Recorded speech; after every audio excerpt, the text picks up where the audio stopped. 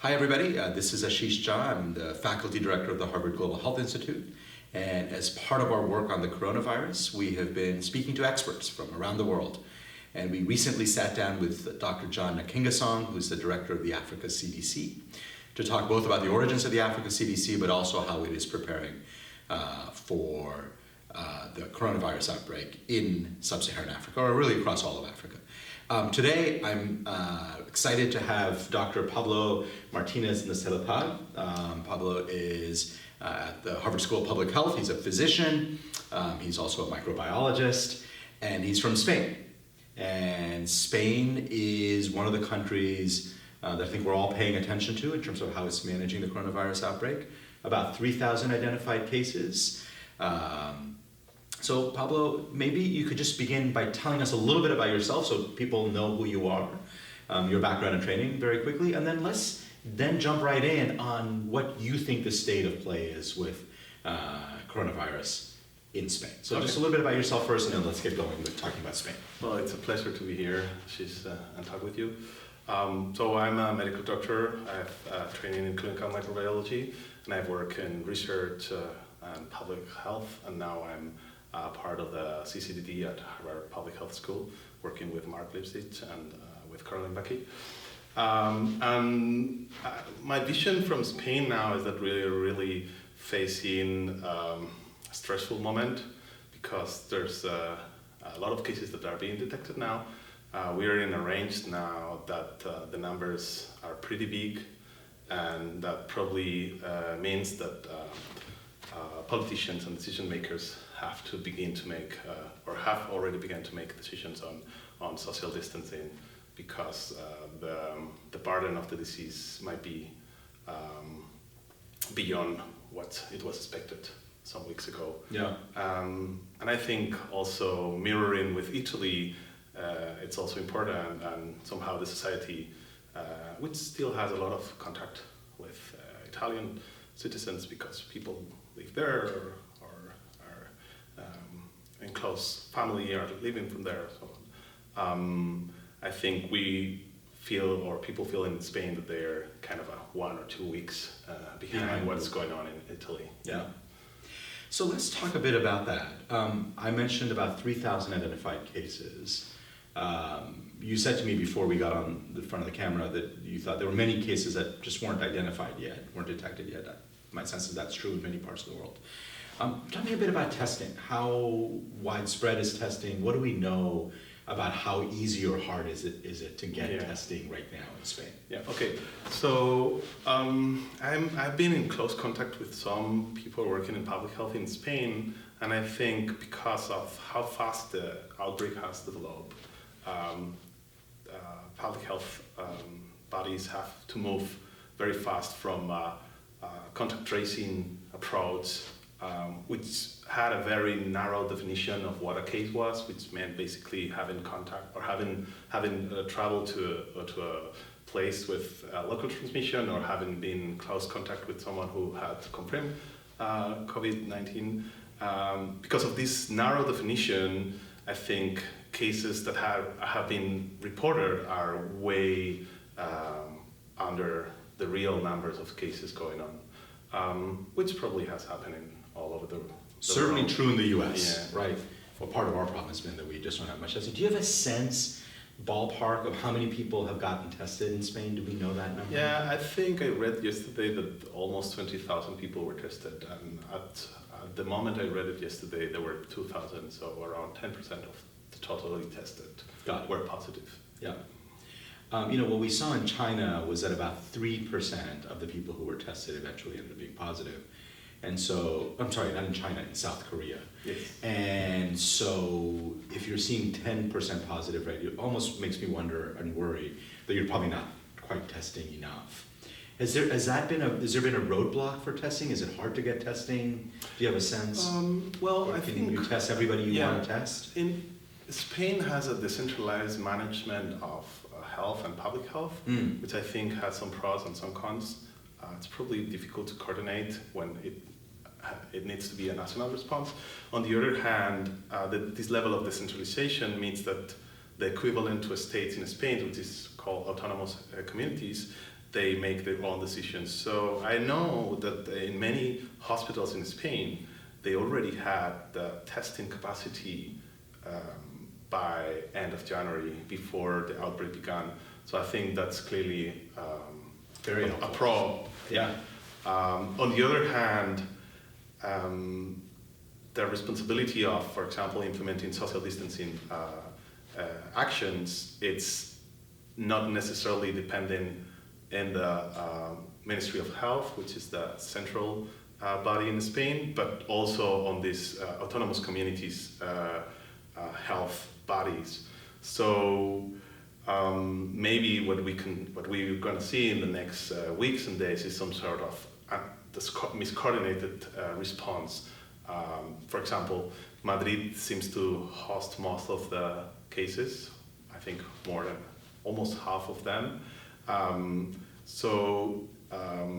If social distancing actions begin to happen in Madrid, you have the risk that people move from Madrid to other places, so then it's difficult to understand what is going to happen in other autonomous communities. Yeah. Which, for example, I think it's a possible scenario that what we will see is that Madrid will kind of slowly lock down, but then you will begin to see the emergence of other cases in other communities because of local transmission, but also because people are moving from Madrid to those places. Remember, Spain is a small country. Yeah. You can go from one side to the other one driving in like 8 hours. Wow. So, Yeah. In that way, not like America. No. Yeah. Okay, that's super helpful. So let's talk about social distancing in Spain. I understand it varies by these autonomous regions. How much social distancing is happening? Are schools still open? Work still open? Are there still mass gatherings happening? Yeah. Where are we on that? So, for example, today in Madrid, they decided to close primary schools, secondary schools. So that's an intervention that has been on the table for the last 2-3 days, and today definitely they decided to cut it. Yeah. It's probably a risky decision because there's not clear evidence of what's the role of children in transmitting the disease. I think in Spain they're having some information that maybe will be interesting to have in other places. I know that definitely cases in children have been diagnosed, which was one of the caveats in the mainland China, for example, data. Yeah. So I guess that public health decisions are made also kind of based on what is being observed. I think one interesting point in Spain is that children are, so grandparents are many times responsible of the children because of our family structure. So I think this was a pretty risky decision, because if parents are not able to take care of the children and the school stops, then it's likely that the grandparents end up taking care of the children, and we know that grandparents are probably the most vulnerable population. Yes. Also. Yes. That's definitely something. That's a challenge. It's a challenge. Yeah. You mentioned in a different conversation we had about for International Women's Day, there was a big march that went ahead. Yes. How long ago was that? How long? Like, what was that, a couple of days ago? That was the 8th of March. 8th of March. Yes. It was about 4 days ago. Yeah. So that strikes me as like a problem, right? Yeah. Because it was a big march. Yeah. Do you think moving forward across Spain, we're really going to not see any more of those things? I guess the question is, given that was only 4 days ago, was that it? Are we now moving across Spain towards really clamping down on all of these major events, or do you still see some more happening? You mean more social distancing events? Or the lack of social distancing? Oh. Do you see more big gatherings, or do you think gatherings are really going to come? No, I think slowly gatherings are going to be. Yes. What's your sense of where we are with hospitals in Spain? How ready are they? I mean, basically what's happened in Italy, especially in northern Italy, is that hospitals have gotten overwhelmed, right? Because there's so many people coming in. What is your sense of are hospitals aware that this could happen? Are they preparing? Yeah. Are they ready? Yeah. So I think until very few days, this was not really well thought. And actually, I've been in contact with people working there, and some of them were really thinking about what could be, because our experience in Spain is typically in winter, and by end of December, January, the hospitals, the emergency rooms, the intensive cares get kind of to the limit of their capacity and sometimes collapse because of influenza or influenza-like illnesses. So that we have clearly, people who work in the hospitals know very well that that's something that happened. The question has been, why should not that happen with coronavirus?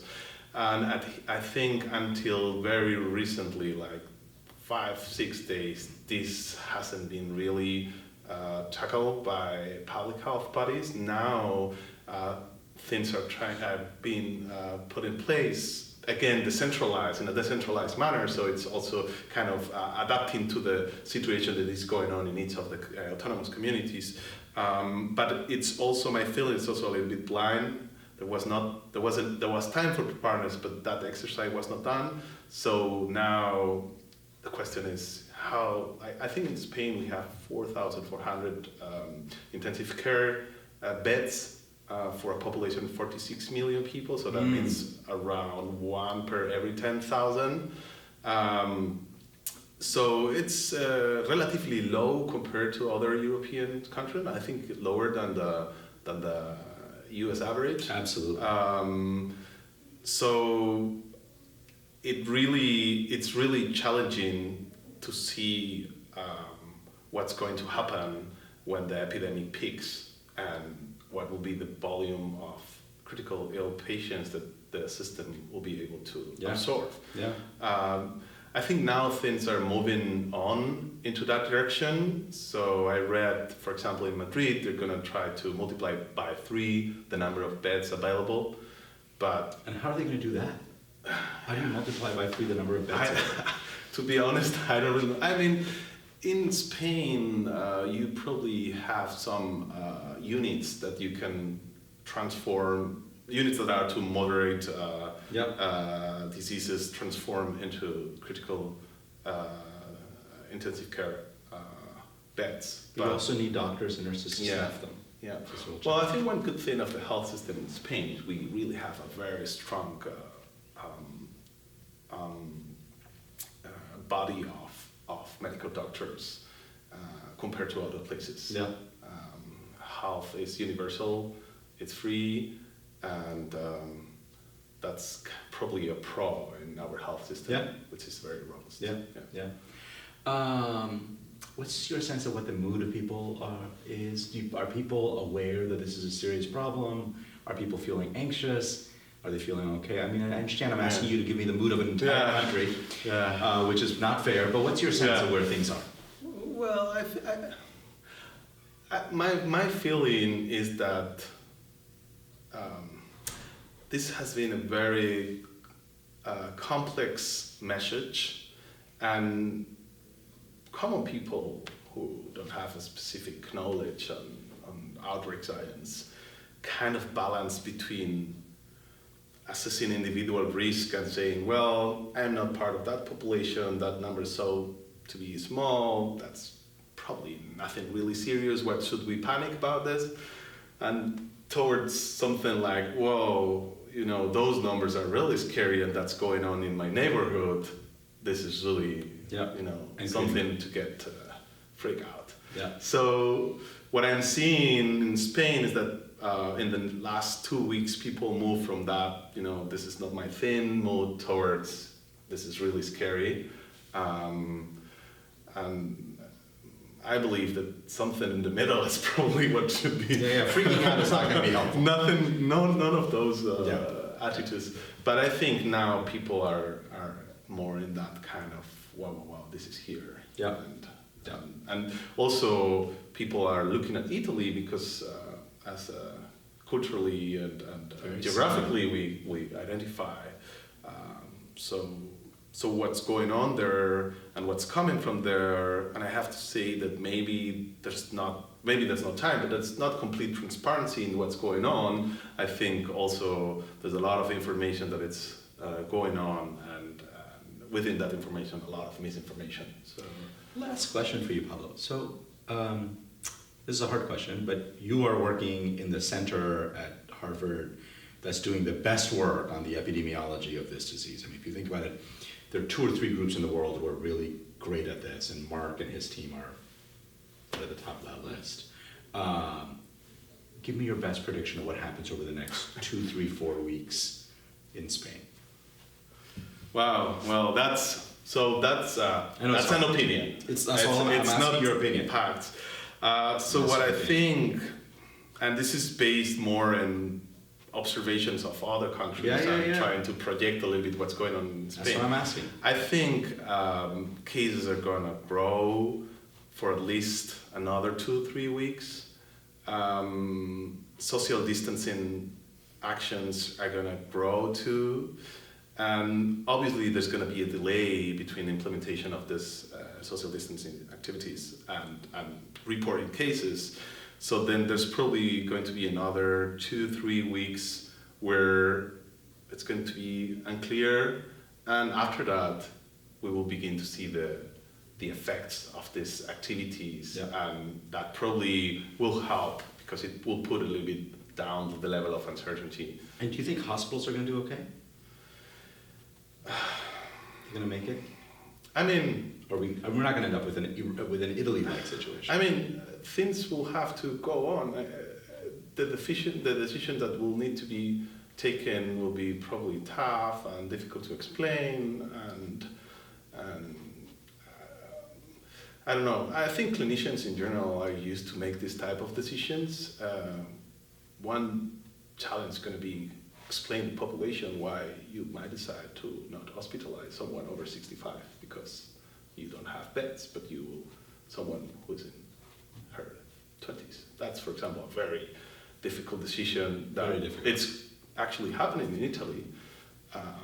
Well, my goal is that we avoid choosing who lives or who dies. Absolutely. Based on age. Do you think Spain will be able to avoid that, or do you think they're going to have to be in some regions, some areas, are going to have to be very tough decisions? I think definitely we will reach the situation where we will have to prioritize, and yeah, I don't want to be the one making those decisions. No, but I think how it looks like that might happen in Spain. Yeah. Anything else that we should have talked about? Anything else in terms of looking at where Spain is compared to other European countries? Is the travel ban going to help? No, right? It's like from Europe? Europe, travel ban, America, we won't send you cases, you won't send us cases, but you already have cases, America already has cases. It's not really clear that's I think there are arguments without entering if that's a good or bad decision. I think one critical point is where you're going to put your resources, and that's depending on which situation you think you are. And I think believing that reported cases are true cases is a very big assumption. Yeah. Certainly not true in the US. We've done so little testing. Yeah. Right? So if you think and if you believe that local transmission is already going on, then maybe it makes sense to put resources in fighting that rather than fighting importation of cases. Which, right. I mean, I don't know if it helps or not, but definitely is bringing out resources that could be used for. Wouldn't be my top priority. It sounds like you don't think it should be the top priority here either. Travel bans. Oh no, I don't think that should be the top priority. At least from the public health perspective. Yeah. Probably there are other perspectives. Public health perspective. Good. Anything else that we should discuss? This has been super helpful. Thanks for taking a few minutes to just chat through where we are with Spain. I think it was a very nice conversation. Great. Pablo, thank you very much. I'm not going to shake your hand. We can do an elbow bump. Yeah. Thank you. And let's come back and talk again maybe in a couple of weeks based on how things are going. That would be great. Thanks. Thank you.